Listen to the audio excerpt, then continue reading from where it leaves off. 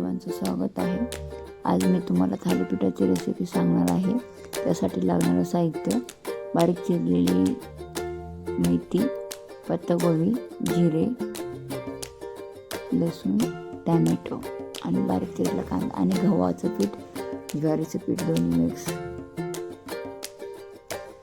हे आपण त्या साहित्यामध्ये मिक्स करणार आहोत।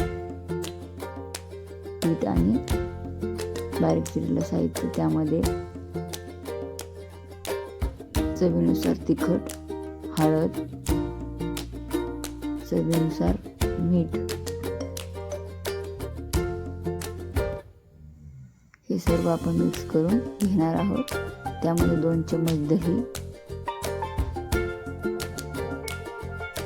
दह्यामुळे आपले थालीपीठ एकदम स्मूथ आणि मऊ होते। दही मिक्स केल्यानंतर दही सर्व पिठामध्ये मिक्स करून घ्यायचे।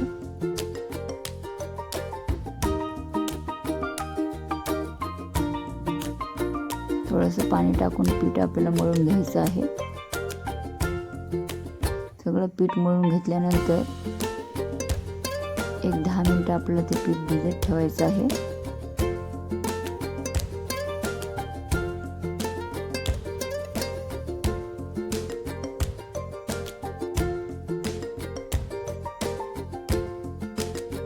पीठ मळून झालं 10 मिनिटं आपण ते पीठ भिजत ठेवणार आहोत। पीठ भिजल्यानंतर आपल्याला एक कॉटनचा कपडा घ्यायचा आहे। कॉटनच्या कपड्यावरती आपल्याला थालीपीठ पाण्याचा हात घेऊन ते असं थापून घ्यायचं आहे।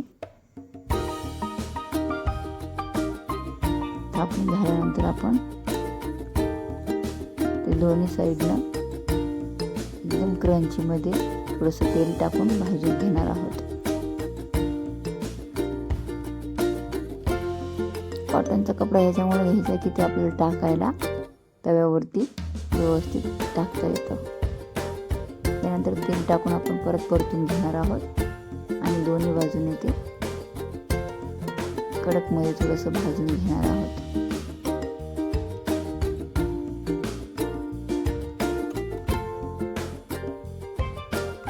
चवीला खूप छान लागतं थालीपीठ। लहान मुलांना टिफिनला द्यायला छान आहे। मुलं आवडीनं खातात। ते आपण टॅमॅटो सॉस किंवा दह्याबरोबर खाऊ शकतो। दोन्हीपैकी कुठल्याही